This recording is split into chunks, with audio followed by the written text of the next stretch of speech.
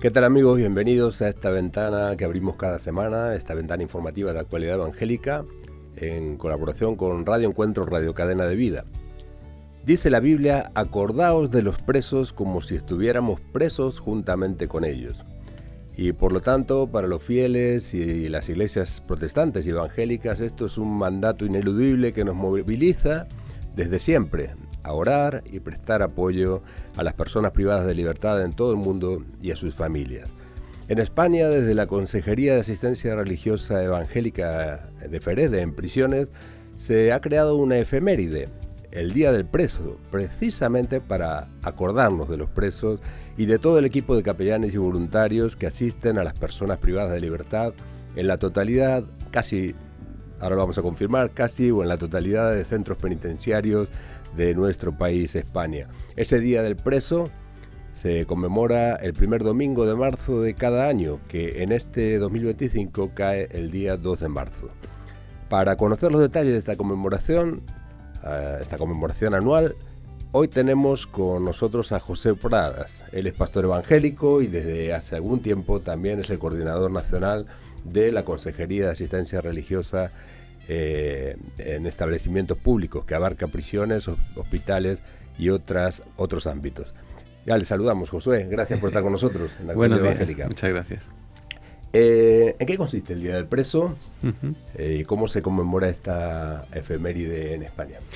Pues principalmente hay que tomar en cuenta que hay un día en donde todos los centros penitenciarios celebran el Día del Preso, que se conoce como el Día de la Merced, Cierto, sí, conmemorando una de tradición la capellanía católica, digamos. Efectivamente. Entonces, sí es verdad que desde FEREDE nos desmarcamos de ese día, sobre todo porque pierde su significado. Al final, ¿qué es el Día del Preso? Sino acercarse y reconocer que hay personas que por circunstancias en las que no vamos a entrar de la vida, están internas y necesitan de ese cuidado, de ese amor, de ese tomarles en cuenta, ¿no?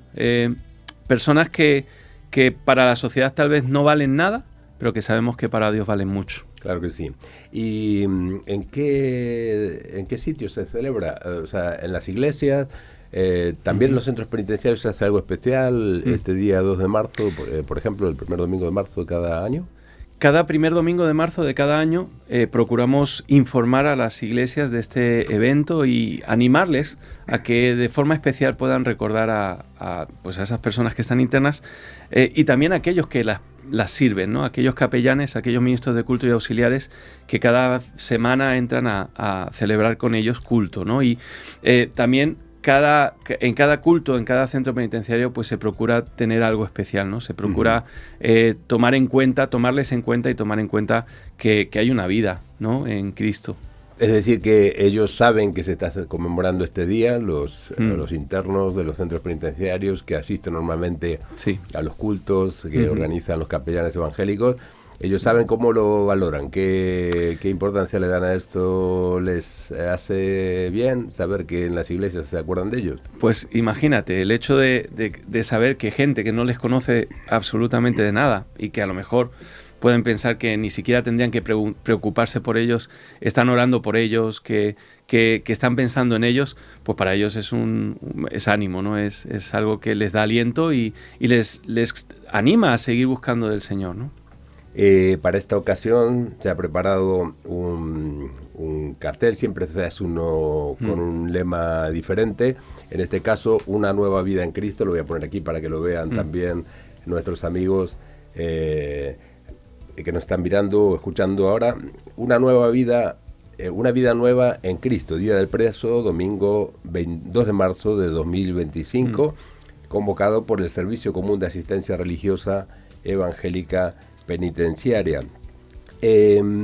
Háblanos un poquito del servicio común de asistencia religiosa en los centros penitenciarios. Sabemos que tú también eres coordinador de otros ámbitos donde se presta asistencia religiosa evangélica, como son los hospitales, los centros de internamiento extranjeros, las Fuerzas Armadas y también centros de menores, los centros de menores, etcétera, ¿no? Pero hoy queremos acordarnos de los presos más concretamente, así que háblanos un poquito de cómo se está prestando este servicio ahora evangélica, cuáles son los objetivos y más o menos los datos que nos puedas ofrecer al respecto. Bueno, hay que partir de la base de que FEREDE llega a acuerdos de colaboración con el Estado, preveyendo que hay personas que por circunstancias de la vida no pueden acceder a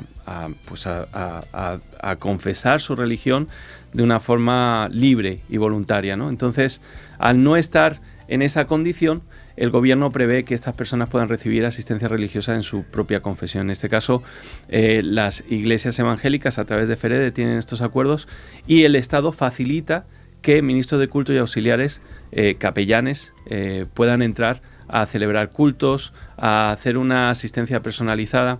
Esto se hace no de una forma desordenada, sino bajo una coordinación que tiene como finalidad el garantizar que los internos puedan recibir la asistencia religiosa.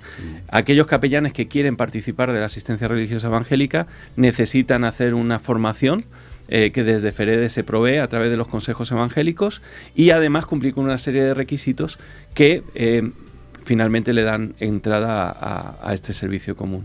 Este servicio común, por un lado, es un servicio común para todo aquel que lo solicita, es decir, a veces pensamos que el servicio común es solamente para evangélicos, pero hay personas que sin ser evangélicas, pues por el hecho de querer salir, por el hecho de que recibe pues el cariño, la acogida, pues salen a los cultos y después esos, digamos, cultos conjuntos en donde todos los internos salen y después hay una asistencia personalizada por módulos. Pues algún interno que tiene alguna necesidad. Recordemos que la necesidad principal y que es la que atendemos es la espiritual, aunque evidentemente eso lleva consigo también una ayuda social a veces, ¿no? Te estaba escuchando y me acordaba años atrás, cuando yo hice el servicio militar, hace muchos años de esto, que en el ejército argentino, donde yo hice el servicio militar obligatorio, pues no había capellán evangélico, entonces entraba el capellán católico únicamente. Claro. Y yo, como no había otra cosa, pues siendo evangélico, pues asistía a veces a escuchar la palabra o alguna canción que se cantaba, que algunas eran parecidas a las que cantamos en nuestras iglesias, ¿no? Así que entiendo eso de que también haya pues internos que se consideren, que hayan sido, digamos, de familia católica o de una tradición católica y sin embargo estén abiertos e interesados en participar en estos cultos evangélicos que básicamente responden a ese interés de apoyar y de animar y de alentar y de atender las necesidades espirituales de las personas, ¿no? Algunos datos, decía yo antes al principio de la introducción que en todos los centros penitenciarios de España se presta, no sé si es exacto ese dato o casi, ¿no? Casi, porque al final, como depende de voluntarios, que son voluntarios de nuestras iglesias evangélicas los que llevan a cabo esta misión, en principio hay 61 centros penitenciarios, actualmente prácticamente todos, en donde se está dando atención del Servicio Común de Asistencia Religiosa Evangélica. Contamos con cerca de 400 capellanes formados y que están entrando cada semana. Hagámonos una idea de que si son 400 capellanes a lo largo de la semana, porque los días de culto varían según las necesidades y también según el propio centro penitenciario, que por seguridad pues marca algunos días. Estamos hablando de muchos internos atendidos a lo largo de todo el año. Estamos hablando de que en España la población reclusa es más de 50.000 personas y que en centros penitenciarios, por ejemplo en la Comunidad de Madrid, puede llegar a haber 11.000 intervenciones anuales. O sea, estamos hablando de un trabajo muy fuerte que se está haciendo. Un trabajo muy fuerte, además, como decías, ¿esos 400 capellanes son capellanes o auxiliares incluidos? Son ministros de culto y auxiliares. Vale, sí, en total, sí, ¿no? En total. El personal que está haciendo este trabajo de capellanía evangélica en prisiones, pero quizás sea interesante aclarar para nuestra audiencia por qué tantos, ¿no? Siendo que en algunos centros penitenciarios solamente hay un capellán católico, pero claro, el capellán católico tiene dedicación exclusiva. Efectivamente. Y los capellanes que están formados y que tienen una dedicación regular, pero no es exclusiva porque o bien trabajan o bien son ministros de culto en sus iglesias y tienen una dedicación parcial, digamos así, ¿no? Entonces tiene que ser más para completar la tarea. De hecho, el que haya tantos es para garantizar el servicio. Claro. Porque no podemos Y una cosa que hacemos es formar a los capellanes y les decimos, oye, esto es un compromiso, es voluntario, es un compromiso delante de Dios, pero también hacia los internos. Ellos cada semana están esperando que vayas a visitarle, a compartir la palabra, a escucharle, a darle una palabra de aliento para poder pasar ese trance y que el resultado final pueda ser alguien restaurado y restablecido en la sociedad, ¿no? Entonces, para poder garantizar eso, necesitamos un número muy grande de personas que se dediquen precisamente porque son voluntarios. Eso me interesa también que lo comentemos porque hablas de la reinserción. Es verdad que hay penas condenados con sentencias muy largas, incluso algunos con prisión permanente revisable, me consta, pero la mayoría sí quizá están en un proceso que van a salir a la sociedad, a reintegrarse, necesitan también ese apoyo espiritual fuera. Me consta que hay entidades que colaboran con el servicio de capellanía de FEREDE para hacer esa tarea también y con las familias, ¿no? Sí. Cuéntanos un poquito acerca de eso, ¿cómo es? Claro, el servicio que se da es integral. Es verdad que uno puede pensar que termina en el momento en que el interno sale de prisión, pero lo cierto es que el servicio continúa después de prisión. Hay que darle un seguimiento, hay que acompañarle. Las iglesias juegan un papel muy importante en esto, ¿no? Porque piensa que mientras que están en el centro penitenciario, su iglesia está en el centro penitenciario, ¿no? Pero cuando salen, ¿a dónde van?, ¿no? Claro. Entonces, es un llamado también este Día del Preso a recordarle a las iglesias la importancia que tienen para recibir a esas personas que han cometido, pero como todos, en un momento dado hemos cometido errores. Sí, pero que necesitan una segunda oportunidad, sobre todo si han cumplido con su condena, ¿no? Y darles la dignidad que tienen, ¿no? Tal vez la perdieron por el acto que hicieron, pero Dios a todos les da dignidad. Entonces, es un acompañamiento hacia ellos, hacia las familias. Hay muchas asociaciones trabajando también en ese sentido. Puedo recordar algunas que, por ejemplo, en fin de año, en Navidades, se acuerdan de estas familias y pues atienden les traen regalos a los niños o les dan una cesta de Navidad, un poco para aliviar la carga que tienen y también mostrarles, porque a veces el interno puede estar buscando del Señor, pero a lo mejor la familia no. Claro. Y esta es una manera también de que la familia pueda alinearse con ese proceso y que puedan conocer que hay un Dios que también les ama, ¿no? Y también seguramente tienen necesidades espirituales que atender, ¿no? ¿Cuáles son? Me imagino que son muchos, pero si pudieras destacar 2 o 3 de los retos con los que lucha este servicio, porque me consta que hay a veces obstáculos, a veces hay limitaciones. Hablabas de que estábamos en 61 centros penitenciarios, igual no en todos. No sé si 400 capellanes y auxiliares evangélicos parece mucho, pero igual no son suficientes.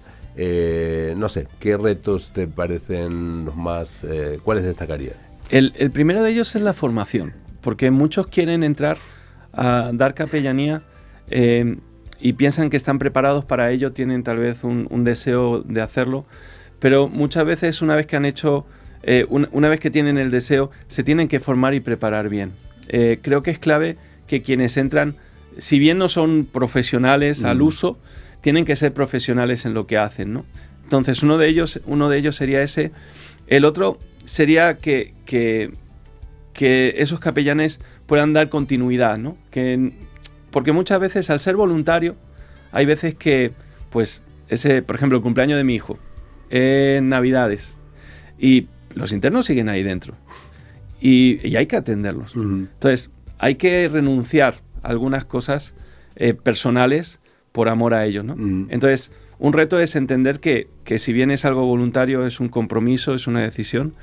La otra, finalmente, es de testimonio para la propia institución, para el propio centro penitenciario.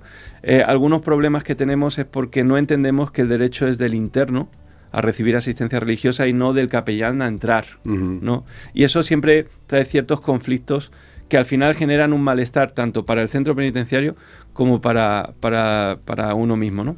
Entonces, bueno, son retos del día a día, son cuestiones que se van solventando y que, gracias a Dios, a través de la Secretaría General de Instituciones Penitenciarias estamos tratando de resolver. En esa formación se incluyen, me consta porque he visto y he publicado los programas y algunas de las asignaturas que se presentan. Pero una pregunta que me viene ahora es ¿quién cuida a los que cuidan, ¿no? ¿Quién cuida a los capellanes? Entiendo que la formación también apunta a preparar a los capellanes no solo, digamos, técnicamente o conocer las normas jurídicas que hay que conocer para no meter la pata en un lugar en un ámbito donde la seguridad es un tema muy importante, que hay que respetar, hay que conocer todos los mecanismos y procedimientos y normas, y por supuesto respetarlas. Pero también me imagino que hay a veces en el tiempo un desgaste emocional, una carga, eso que dice, ¿no? Renuncias que tiene que hacer el capellán para poder estar allí. En esa formación se presta algún tipo de orientación en ese sentido, y lo más importante quizá, a las iglesias se las prepara, a las iglesias a las que pertenecen esos capellanes y auxiliares, ¿se le da algún tipo de orientación o formación también? ¿O crees que habría que trabajar en eso un poco? De hecho, en la última formación que hemos tenido en Madrid, uno de los puntos ha sido ese, de una forma de un énfasis particular, ¿no? Es verdad que el resto de las formaciones se hace hincapié en que al entrar allí tienes que tener, pues tienes que estar bien en todos los sentidos, ¿no? Claro. Pero sí es verdad que en esta última formación se ha hecho un énfasis especial en el cuidado. De hecho, por ejemplo, en el Consejo Evangélico de Madrid existe la figura del cuidado pastoral para los capellanes. Después, por otro lado, es verdad que el capellán que va se entiende que va apoyado por su iglesia y su pastor. Claro. Ahora, eso no siempre es así. No siempre es así porque la iglesia no siempre entiende un trabajo que es vocacional. Claro.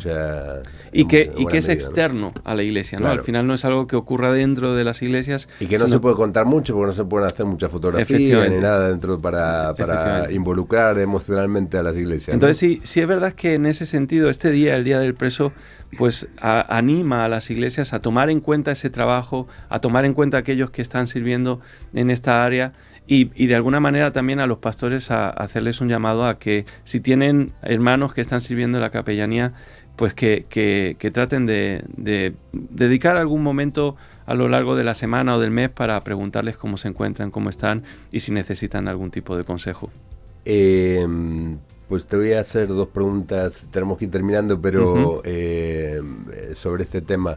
Lo primero, si alguien estuviera interesado en participar en este ministerio, en este servicio de asistencia religiosa en prisiones, ¿qué tendrían que hacer? Hablabas antes de unos requisitos y una formación, pero ¿a dónde deberían dirigirse? O si tendrían que hablar con el pastor de su iglesia para que sea la iglesia la que haga una mediación allí, o se pueden comunicar directamente con algún correo electrónico, algo para averiguar.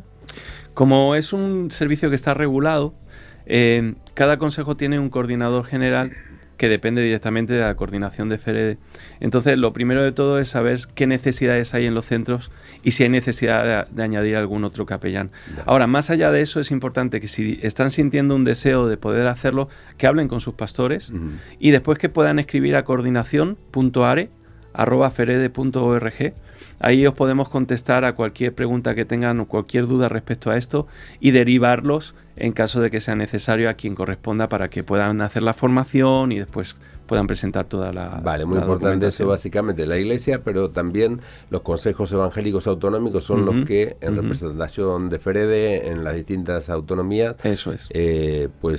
También trabajan y gestionan y coordinan esto. Pero hay un correo electrónico, lo podemos repetir, coordinación.are@ferede.org. Lo pondremos también en la pantalla. Y la otra pregunta es, ¿qué le dirías a alguien si realmente tuviera dudas o temores o no se sintiera capaz? Si necesitaras convencer a alguien de que se involucre en este proyecto, sea un capellán, un auxiliar o una iglesia, ¿no? ¿Cuál sería la motivación que te vendría a la mente para, además por supuesto, pues que la Biblia nos anima a hacerlo, ¿no? Pero como testimonio de tu propia experiencia, ¿qué les dirías? ¿Qué se siente cuando se hace ese trabajo? Pues mira, la verdad es que lo primero de todo es entender que nosotros mismos, yo siempre lo digo en las formaciones, podríamos estar ahí. Es Es decir, todo el mundo somos vulnerables y en algún momento de nuestra vida podemos cometer un error y acabar allí. Entonces, lo primero sería considerar por qué quiero hacerlo. ¿Cuál es mi motivación para hacerlo? Lo segundo sería orar a Dios, ¿no? No hagamos nada que Dios no nos haya puesto por delante primero, ¿no? Y después, que es un trabajo que merece la pena. Ver a alguno de esos chicos y chicas salir del centro penitenciario y acudir a las iglesias y ver que permanecen en las iglesias y que después sirven en las iglesias es algo que no tiene precio y apunta un poco al lema del cartel, ¿no? Y que el lema del cartel está basado en 2 Corintios 5:17. Si alguno está en Cristo, nueva criatura es. Las cosas viejas pasaron, todas son hechas nuevas, ¿no? El resultado, ver el resultado de lo que Dios puede hacer en la vida de uno y ser partícipe de eso no tiene precio. Así que animarles a que oren y a que puedan seguir los pasos que estamos indicando, ¿no? Hablar con sus pastores y después hablar con quien corresponda para poder hacerlo. Hay una cosa que también me viene a mí, que he participado de alguna manera en ese ministerio, en el pasado sobre todo, y he escuchado a otros capellanes compartir algo parecido. Y es que es verdad que si hay un lugar donde uno tiene tiempo para pensar en lo que ha hecho mal, ninguno casi mejor que un centro penitenciario, ¿no? Sí. De hecho, la reinserción tiene que ver con eso, que la persona pueda plantearse dentro de prisión no solamente un castigo, sino pensada para la reinserción, ¿no? El sistema penitenciario en España, que es garantista de los derechos humanos y tal, pues va orientado a la reinserción fundamentalmente, al menos en la gran mayoría de los casos. Y es verdad que si hay un lugar donde la gente tiene tiempo para pensar y está quieta y no puede hacer mucho más, es una buena oportunidad, una tierra fértil para sembrar la semilla del Evangelio. ¿Por qué? Es cierto que el preso, cuando la primera respuesta suele ser yo soy inocente, estoy aquí por un error. Eso el 90 y tanto por ciento, ¿verdad? Yo no hice nada, pero me pillaron. Me pillaron, me tocó, el juez se equivocó, lo que sea, ¿no? Pero ya cuando escarbas un poquito más y hay una confianza, pues te reconocen que al menos remordimientos, si no arrepentimiento, de remordimientos tienen y reconocen que están ahí porque han hecho algo mal. Quizás es un primer paso, ¿no? Aquello que Jesús habla de los pobres en espíritu, ¿no? Aquellos que pueden realmente reconocer su necesidad, no necesitan que se les convenza mucho de que han hecho las cosas mal. Y es el primer paso para, digamos, reconocer una necesidad, ¿no? Una necesidad espiritual, una necesidad de cambiar, de tener otra vida. Así que en ese sentido creo que también es un terreno, un campo misionero, por así decirlo, un lugar donde hay gente que tiene hambre y sed de justicia, desde luego, incluso que están quebrados, ¿no? Muchos de ellos quebrantados, y bueno, Dios está atento a los quebrantados. A los quebrantados corazón, más que a los que están de pie y muy seguros de sí mismos, ¿no? Muy pagados de sí mismos. Así que creo que eso también es un ánimo para aquellos que estén a lo mejor a veces frustrados. Bueno, yo hablo con todo el mundo de Cristo y nadie me escucha. Bueno, en la cárcel te van a escuchar más, te van a escuchar más, seguro. Así que bueno, Josué, gracias por participar en esta entrevista, gracias por el trabajo que estás haciendo, a ti, y agradeciéndotelo a ti, también lo hacemos extensivo a todo el cuerpo, esos 400 capellanes y auxiliares que hacen esa labor altruista, voluntaria y tan necesaria, tan importante. Y a vosotros, amigos, pues simplemente recordaros una vez más, con este cartel por delante, que el servicio de capellanía en centros penitenciarios, con el que nos convoca a todas las iglesias este próximo domingo 2 de marzo a recordar que hay nueva vida en Cristo, y que es el día del preso, acordarnos particularmente de aquellos que están privados de libertad, por sus familias, por aquellos que sufren, por sus hijos. Así que nada más, y recordaros que como siempre podéis ver cualquiera de nuestras entrevistas, esta y otras anteriores, en nuestro canal de YouTube, Actualidad Evangélica YouTube. Allí podéis seguirnos, escucharnos y estar en contacto. Así que muchas gracias por vuestra atención y hasta la próxima semana, si Dios quiere.